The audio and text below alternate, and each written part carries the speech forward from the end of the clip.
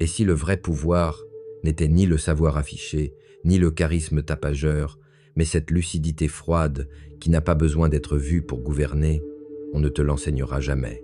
Elle ne brille pas, elle infiltre. Elle ne réclame pas, elle positionne. Elle ne répond pas, elle oriente. Tu l'as déjà senti, cette présence calme qui ne hausse jamais la voix, mais fait taire la pièce. Machiavel ne célébrait pas l'éclat de l'esprit, il honorait son danger. Cette intelligence opère dans les interstices. Regard immobile, questions rares, silence qui pèse. Elle ne cherche ni l'amour, ni l'approbation. Elle s'en nourrit pour construire son levier. Si tu te reconnais dans cette promesse de glace, continue, nous allons passer de l'instinct à la méthode, de l'intuition à la domination silencieuse. L'éveil ne ressemble pas à une leçon. Il commence par un silence prolongé où ton regard s'habitue à l'ombre. Tu te retires d'un cran et, soudain, le monde ralentit. Tu n'ajoutes rien, tu soustrais. Moins de mots, plus d'angles.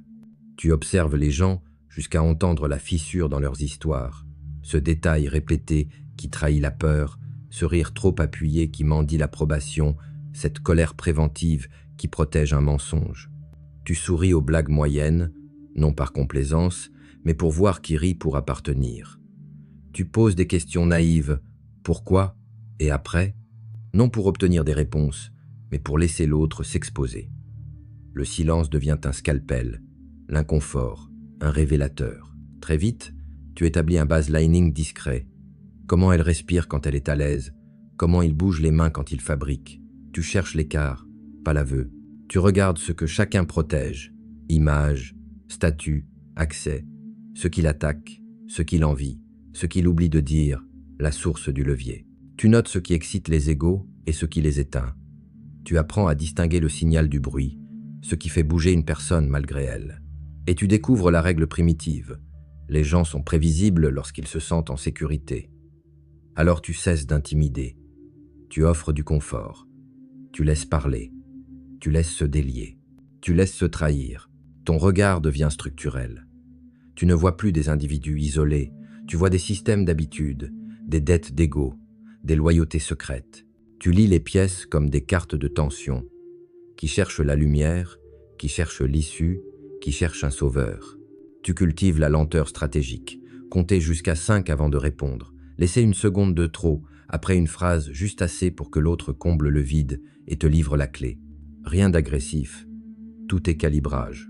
Peu à peu, ton esprit s'endurcit, non par froideur, mais par clarté. Tu comprends que la vérité n'a pas toujours le pouvoir, la croyance là. Tu cesses de corriger, tu commences à orienter. Tu n'empiles pas du savoir, tu affines la perception. Et c'est là que le prochain seuil s'ouvre. Quand la naïveté tombe, la lecture des failles devient levier. La fracture intérieure peut commencer. La fracture ne survient pas avec fracas.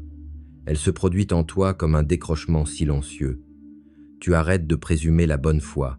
Tu commences à présumer les incitations. Tu cesses d'écouter ce que les gens disent. Tu regardes ce que leur choix récompense. Ce glissement est décisif. La vérité objective perd son trône. La croyance prend le pouvoir. Tu comprends enfin que les événements ne sont pas gouvernés par ce qui est, mais par ce que chacun a intérêt à croire. À partir de là, l'innocence se retire. La clarté s'installe. Tu n'argumentes plus pour avoir raison. Tu dessines le cadre dans lequel raison paraît évidente. Tu ne cherches plus la transparence absolue. Tu apprends l'opacité sélective, montrer assez pour rassurer, taire assez pour rester illisible. Tu ne donnes plus tes plans, tu offres des trajectoires. Tu ne réagis pas à l'attaque, tu déplaces le terrain. Machiavel préférait le renard au lion. Ce n'est pas la force qui gagne, c'est la lecture des forces et l'art de passer là où elles ne mordent pas. La fracture intérieure, c'est le jour où tu cesses de confondre sincérité et efficacité. Tu arrêtes d'expliquer tes décisions. Chaque justification est une donnée offerte contre toi. Tu abandonnes la compulsion de corriger les malentendus. Les laisser vivre te donnent de l'asymétrie d'information. Tu découvres la puissance de la temporalité. Attendre n'est plus passif. C'est user l'adversaire à la corde de sa propre anxiété. Tu apprends l'art de l'ambiguïté utile, assez de lumière pour qu'on avance, assez d'ombre pour qu'on ne devine pas ta main. Ton regard devient mécanique. Au lieu de juger les personnes, tu cartographies les leviers besoins de statut, zone d'insécurité, fidélité cachée, seuil de panique. Tu cesses de convaincre, tu fais accoucher l'autre de sa propre conclusion. Tu poses des questions qui orientent sans contraindre. Tu sommes des amorces narratives que l'autre s'approprie. Lorsqu'il arrive où tu voulais, il jure que l'idée était sienne. Tu as gagné sans lutter parce que tu as déplacé la perception. Ce n'est pas de la cruauté, c'est de la sobriété. Tu ne deviens pas froid, tu deviens précis. Tu ranges le besoin d'être aimé, tu gardes le souci d'être inattaquable. Tu acceptes d'être mal lu à court terme pour devenir imprenable à long terme. À cette profondeur, quelque chose en toi se stabilise. Tu ne forces plus, tu orientes. Tu ne poursuis plus, tu attires. Tu ne t'exposes plus, tu calibres. C'est la porte d'entrée du chapitre suivant. Les traits de l'intelligence dangereuse, non des postures, mais des architectures internes qui rendent cette stratégie naturelle, presque silencieuse. Ils ne sont pas des astuces à endosser pour l'occasion, mais des architectures internes qui réordonnent tout. Quand elles s'alignent, le monde cesse d'être une scène et devient un tableau de bord. D'abord vient le détachement émotionnel, non pas l'anesthésie, mais une clarté prioritaire. La peur, la honte, la colère cessent d'élire tes gestes. Elles deviennent des signaux. Tu laisses l'orage traverser le corps et tu lis ce qu'il révèle chez l'autre. Le calme n'est plus une pause, c'est un axe. À partir de là, la présence change de nature. Tu n'occupes pas l'espace, tu le tends. Tu parais rare, donc coûteux. On devine assez pour te respecter, jamais assez pour te contenir. Tu imposes un tempo arriver tard, partir tôt, parler peu, et tout l'environnement s'ajuste. Ce socle appelle une observation chirurgicale. Tu n'écoutes plus les mots, tu occultes les écarts. Un souffle qui se brise, une main qui s'agite, un regard qui glisse suffisent à cartographier l'intérêt, la peur, la stratégie. Tu établis un niveau de base, puis tu traques la déviation. Les gens se sentent vus et, sans comprendre pourquoi, se recalibrent. C'est là que la parole stratégique devient possible. Chaque mot devient vecteur, chaque silence, poids spécifique. Tu n'argumentes pas, tu organises la conclusion.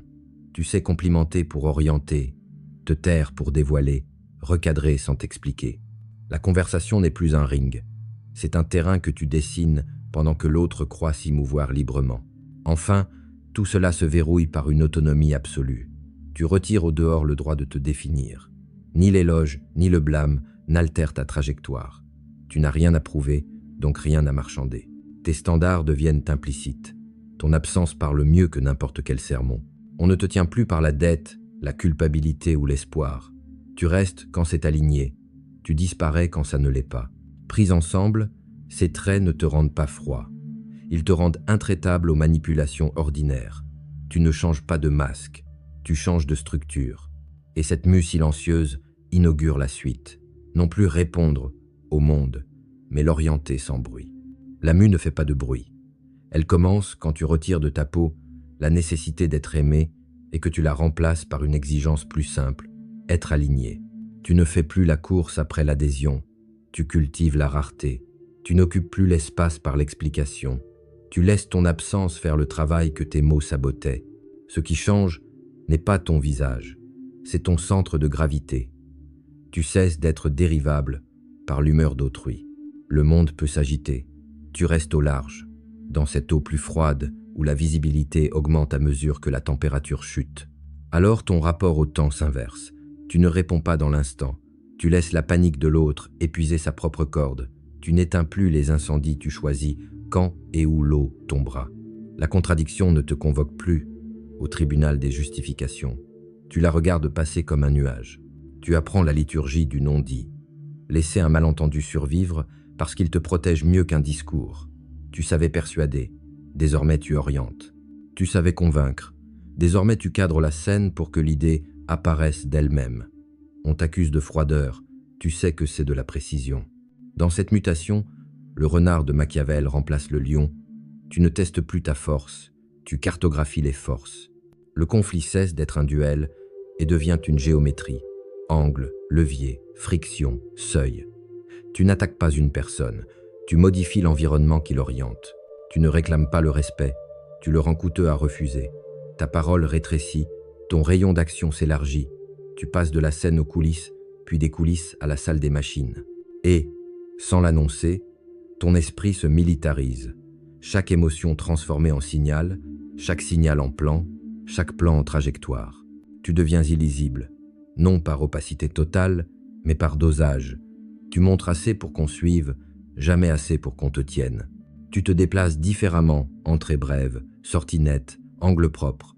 La punition ne s'exprime pas, elle s'impose par la distance.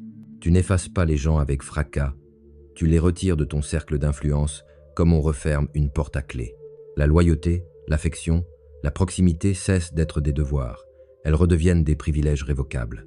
Ce n'est pas un personnage, c'est une discipline.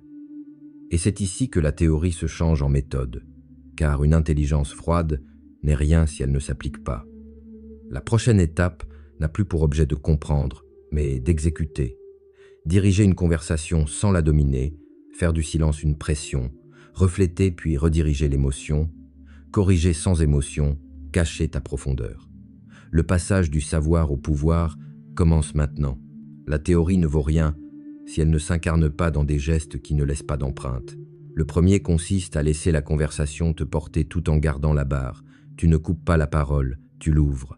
Tu poses des questions qui ont l'air candides et tu regardes ce qu'elles dévoilent. Tu guides sans t'imposer. Tu fais naître des conclusions comme on fait monter une marée sans éclaboussure. L'autre croit parler librement. En réalité, il trace lui-même la carte de ses leviers. Vient ensuite le règne du silence. La plupart ne le supportent pas, ils s'y noient. Tu ne t'en sers ni comme punition, ni comme caprice, mais comme pression atmosphérique. Une pause d'une seconde de trop, un regard tenu, une réponse différée, et déjà la vérité commence à sortir, impatiente de combler le vide.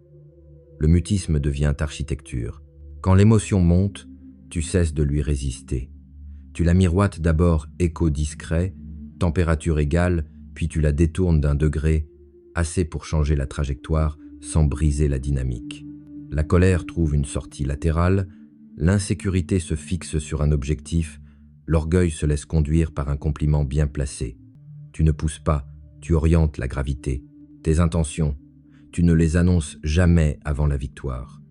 Tu laisses les malentendus vivre parce qu'ils t'ouvrent des portes. Lorsque l'issue te favorise, tu révèles l'angle manquant avec une sobriété clinique. Ce n'est pas une revanche, c'est une clarification tardive qui scelle l'apprentissage chez l'autre. Corriger sans émotion devient alors une hygiène. Pas de scène, pas de sermon, des décisions propres, exécutées à froid, au moment utile. Tu n'exiles personne avec fracas, tu fermes la porte sans bruit et l'absence se charge du reste. L'ego réclame un verdict, tu préfères la géométrie. Enfin, tu caches ta profondeur comme on protège une source.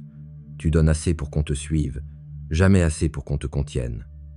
L'opacité n'est pas un mensonge, c'est une souveraineté. Plus l'autre croit te comprendre, plus il se détend, plus il se détend, plus il se découvre. À ce stade, une évidence s'impose.